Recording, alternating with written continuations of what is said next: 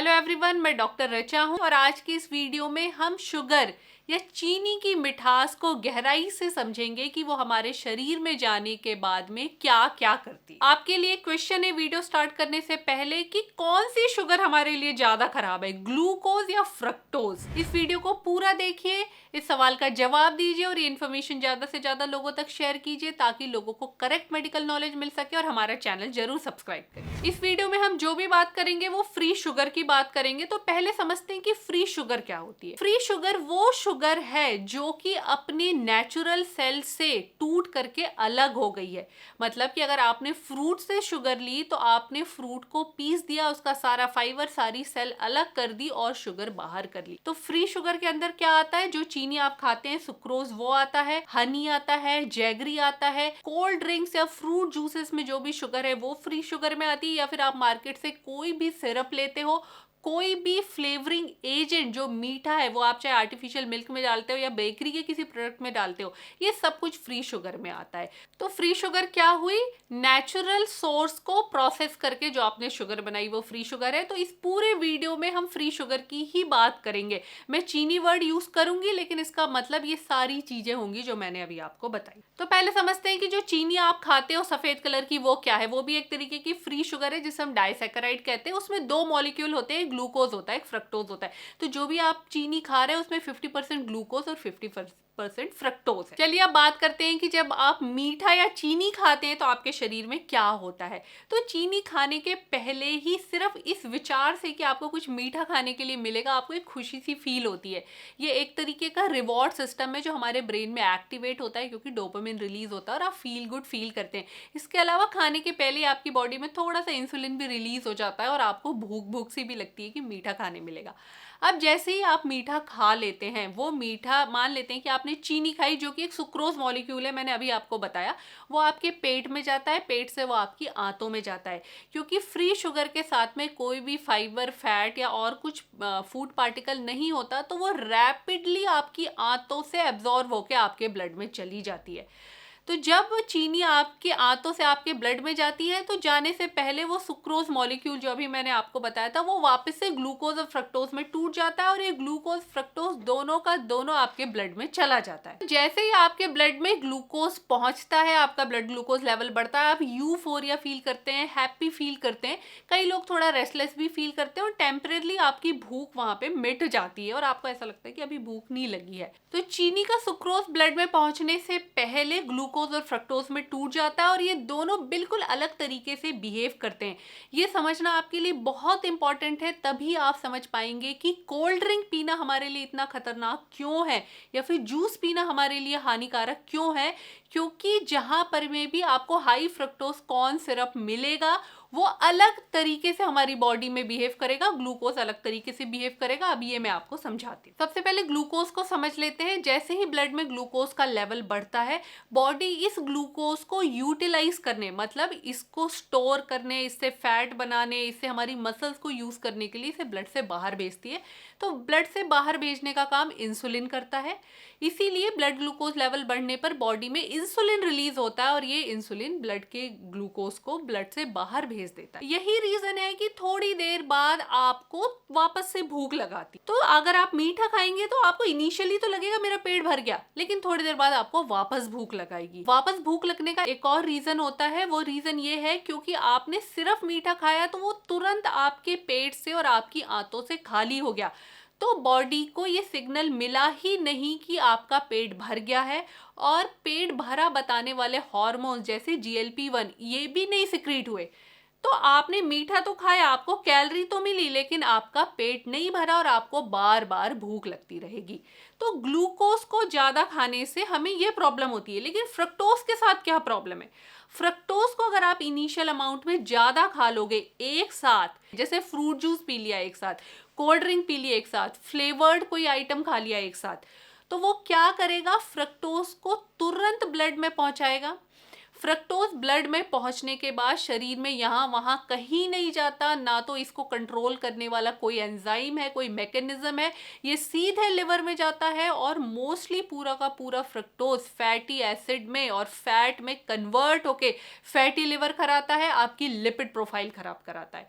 तो ग्लूकोज तो आपको परेशान कर रहा है, पर फ्रक्टोज आपको और रैपिडली और टारगेटेड वे में परेशान कर रहा है।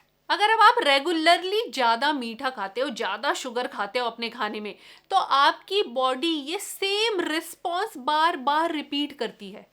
तो जो आपके ब्रेन को अच्छा लगता था कि जैसे आपने मीठा खाया तो आपको फील गुड हुआ, डोपामिन निकला, उसका थ्रेशोल्ड हाई हो जाता है। अब आपको वही फील गुड लेने के लिए थोड़ा और मीठा खाने का मन करता है, और मीठा खाने का मन करता है, और आप मीठे के लिए क्रेव करते हो।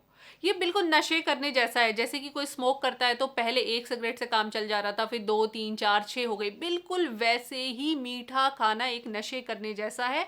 आपको उतना ही प्लेजर लेने के लिए और ज़्यादा मीठे का अमाउंट बढ़ाना पड़ता है। फिर सेम मैकेनिज्म बॉडी में चलता ही रहेगा। आप जितनी बार मीठा खा रहे हैं उतनी बार आपकी बॉडी में एक्सेस में इंसुलिन रिलीज हो रहा है। वो इंसुलिन उस मीठे को फैट के फॉर्म में स्टोर कर रहा है। अब ये साइकिल जब डेली चलती जा रही है तो आपकी बॉडी में ज़्यादा अमाउंट में फैट स्टोर हो गया, आपकी बॉडी में ज़्यादा अमाउंट में इंसुलिन निकलता जा रहा है। जैसे जैसे हमारे शरीर में फैट बढ़ता जाता है वैसे वैसे हमारे शरीर में इन्फ्लेमेशन बढ़ती है, क्योंकि फैट सेल्स जो होती हैं वो बहुत सारे टॉक्सिक केमिकल्स निकालती हैं। फैट सेल्स अपने साइज में बढ़ती जाती हैं और टॉक्सिन या फिर इन्फ्लेमेटरी मार्कर निकालती जाती हैं, और जैसे ही इन्फ्लेमेटरी मार्कर निकलते हैं वो इंसुलिन जो अभी तक ये काम कर रही थी कि ये जो भी आपका ब्लड में ग्लूकोज था उसको बाहर भेज रही थी, वो काम करना बंद कर देती है और यहाँ से आपको इंसुलिन रेजिस्टेंस आ जाता है।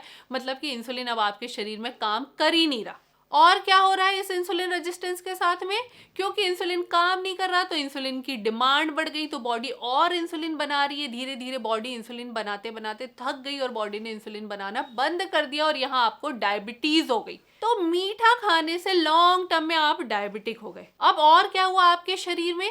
क्योंकि ये जो एक्सेस मीठा, ग्लूकोज, फ्रक्टोज ये सब आप खा रहे थे, इसने आपके लिवर में फैट डिपॉजिट कर दिया। जब ये फैट लिवर में डिपॉजिट होता है तो ये सेम केमिकल प्रोसेस के थ्रू हमारे लिवर की सेल्स को मारने लगता है और आपको फैटी लिवर और non alcoholic fatty liver disease हो जाती है। अगर आप इस टाइम पे अपना अल्ट्रासाउंड कराओगे तो लिवर में फैट दिखेगा, ब्लड टेस्ट कराओगे तो आपके SGOT PT मार्कर है इनका लेवल बढ़ा हुआ मिलेगा। और क्या हुआ आपके शरीर में? ये जो फैट, एबनॉर्मल फैट आपके शरीर में इतने दिन में शुगर ने धीरे धीरे लिवर में बनाया, वो फैट जा करके आपके शरीर की सारी खून की नलियों में डिपॉजिट होता जा रहा है। अब किसी भी दिन ये खून की नलियां ब्लॉक हो सकती हैं। अगर ये आपके हार्ट में ब्लॉक हो गई तो हम कह देंगे हार्ट अटैक आ गया। अगर ये आपके ब्रेन में ब्लॉक हो गई तो हम कह देंगे स्ट्रोक आ गया। अगर ये ब्लॉक होने से आपके हार्ट ने पंप करना बंद कर दिया तो आपको हार्ट फेलियर हो जाएगा। और क्या कर रही है ये शुगर? इस शुगर ने जो इन्फ्लेमेशन कराई, फैट सेल से इन्फ्लेमेशन करा रही है, लिवर से इन्फ्लेमेशन करा रही है, खून की नलियां ब्लॉक करके इन्फ्लेमेशन करा रही है। इस इन्फ्लेमेशन से आपकी जो ब्लड वेसल्स हैं वो स्टिफ हो जाती हैं, उनमें नाइट्रिक ऑक्साइड नहीं रिलीज होता और आपको हाई ब्लड प्रेशर की बीमारी हो जाती है। इतना ही नहीं कर रही है, इसके अलावा ये जो आपको कॉन्स्टेंटली डोपामिन रिलीज करा के फील गुड करा रही थी और आपके ब्रेन में जाकर के न्यूरो इन्फ्लेमेशन करा रही थी, ये लॉन्ग टर्म में आपको डिमेंशिया की बीमारी कराती है, आपकी कॉग्निटिव एबिलिटी पुअर करती है। स्टडीज तो ये भी कहती हैं कि जो बच्चे अपनी यंग एज में ज़्यादा मीठा खाते हैं उनको ADHD का रिस्क होता है, उनकी पुअर कॉग्निटिव एबिलिटीज़ होती हैं और इसके अलावा आगे अपनी लाइफ में वो ओबीज होते हैं। हमारे बचपन की डाइट हमारे यंग एज या मिडल एज में ओबेसिटी और डायबिटीज़ का कारण बनती है। इसके अलावा दांत सड़ जाते हैं बच्चों के। इतने में ही शुगर ने हमें नहीं छोड़ा, शुगर आगे अपना और काम करती है। जो आपका वजन बढ़ रहा है, आपको ओबेसिटी हो रही है, वो भी शुगर के इसी तरीके से फैट के फॉर्म में डिपॉजिट होने की वजह से हो रही है। तो ये ओबेसिटी अब आपके घुटने खराब करेगी। ये फ्री शुगर इतने में भी नहीं मानती, ये बहुत खतरनाक चीज है। ये जा करके हमारी आंत के जो बैक्टीरियाज है ना, उसमें से बुरे बैक्टीरियाज के नंबर बढ़ाती है, क्योंकि बुरे बैक्टीरियाज के लिए अच्छी होती है। बुरे बैक्टीरिया जिसे खाते हैं वो बुरे बैक्टीरियाज का नंबर बढ़ता है और अच्छे बैक्टीरियाज का नंबर कम होता है। तो जैसे ही बुरा बैक्टीरिया आपकी आंतों में आ जाएगा, वैसे ही ये आपकी आंतों में भी एक तरीके की इन्फ्लेमेशन कराएगा, आपको इंडाइजेशन कराएगा, आपको ब्लॉटिंग कराएगा कि आपका पेट भरा भरा सा रहता है, आपको गैस की प्रॉब्लम हो रही है। और ये जो हमारे बैक्टीरिया में गड़बड़ हुई, ये सिर्फ आंतों तक नहीं है, ये वापस इन्फ्लेमेशन करा के हेड टू टो हमें फिर से मल्टी ऑर्गन डिसीजेस कराएगा, जैसा कि मैं अभी आपको बता रही थी। और इसके अलावा अभी हम ये बात ही कर रहे थे कि ये जो भी एक्स्ट्रा शुगर, एक्स्ट्रा कैलोरी है, बॉडी इसको फैट में कन्वर्ट करती है, तो आपको ओबेसिटी होती है। आप मोटे होते हैं, मोटा होना अपने आप में एक बीमारी है, तो मोटे होने की वजह से जो आपकी बॉडी में इल इफेक्ट आ रहे हैं वो भी इस शुगर के इफेक्ट के साथ ऐड ऑन हो जाते हैं। आपके घुटने खराब होने लगते हैं, आपका लिवर मोटापे से खराब होने लगता है, आपको heart attack, stroke, heart failure, इन सब का खतरा मोटापे की वजह से भी बढ़ जाता है। और सबसे कमाल की बात यह है कि ये सब चलता रहेगा, फिर भी आपके ब्लड टेस्ट की रिपोर्ट नॉर्मल आती रहेगी। आपके ब्लड टेस्ट की रिपोर्ट खराब होगी जब आपके ऑर्गन में प्रॉपर तरीके से डिसफंक्शन हो गया, मतलब कि आप डायबिटिक हो गए, अब आपकी बॉडी ने गिव अप कर दिया कि शुगर मेरे से हैंडल नहीं होती, आपके पैंक्रियाज ने इंसुलिन बनानी बंद कर दी, आपका शुगर लगातार बढ़ने लगा, तो आपके ब्लड रिपोर्ट्स में चेंज आएंगे। या फिर कब आएंगे, जब आपकी लिवर में इतनी इन्फ्लेमेशन हो गई कि लिवर के एंजाइम्स का लेवल बढ़ गया, आपको हेपेटाइटिस हो गया, तभी आपकी रिपोर्ट्स में चेंज आएंगे। या फिर आपके ब्लड प्रेशर या बीपी की रीडिंग इतनी बढ़ गई, या तो आपको हार्ट अटैक, स्ट्रोक हो गया, या तो फेलियर हो गया, तो आपके वो मार्कर्स बढ़े हुए आने लगे, या तो आपकी यूरिक एसिड का लेवल इतना बढ़ गया कि उसकी वजह से आपके मार्कर बढ़े आने लगे, क्योंकि शुगर के लोड की वजह से बॉडी में यूरिक एसिड का लेवल बढ़ जाता है। तो आपकी रिपोर्ट खराब आएगी, तब तक आप वेट करोगे तो आपकी बॉडी में बड़ा सिग्निफिकेंट डैमेज हो चुका होगा। तो अगर आप चाहते हैं कि आपकी आगे आने वाली लाइफ हेल्दी रहे, आप एनर्जेटिक फील करें, आपको बीमारियां, इन्फ्लेमेशन, लेथार्जी, बहुत सारी दवाइयां, इन सब की ज़रूरत ना पड़े, तो आप आज ही समझ जाइए, फ्री शुगर का कंजप्शन पूरी तरीके से बंद कर दीजिए। अगर मैं रिकमेंडेड वैल्यूज़ की बात करूं तो गाइडलाइंस ये कहती हैं कि आपको एक दिन में आप जो भी डाइट में कैलोरी खाते हैं उसके 5% से ज़्यादा फ्री शुगर से नहीं लेना है। तो अगर आप 2000 किलो कैलोरी रफली खाते हैं तो 100 किलो कैलोरी तक आप पर डे खा सकते हैं। कोशिश करें कि वो भी ना खाएं। इसके और आपको क्या करना है, शुगर बंद करने के अलावा एक्सरसाइज करिए, daily 20 minute moderate intensity exercise आप करिए, या फिर आप 30 मिनट कर सकते हैं वीक में 5 डेज। आप सिंपल 20 मिनट बिस्क वॉक कीजिए, वो एक मॉडरेट इंटेंसिटी एक्सरसाइज है। और आपकी लाइफ में जो भी स्ट्रेस फैक्टर्स हैं उन्हें पहचानिए, अपना स्ट्रेस रिड्यूस कीजिए। यही 3 पिलर्स हैं एक हेल्दी लाइफ जीने के, 20 मिनट बिस्क वॉक और एक्सरसाइज, अच्छी डाइट और स्ट्रेस फ्री लाइफ। होप ये वीडियो आपके लिए यूजफुल रहा होगा। ये इन्फॉर्मेशन ज्यादा से ज्यादा लोगों में शेयर कीजिए और हमारा चैनल जरूर सब्सक्राइब कीजिए। और मुझे कमेंट बॉक्स में जरूर बताइए कि अब शुगर के बारे में आपका क्या विचार है।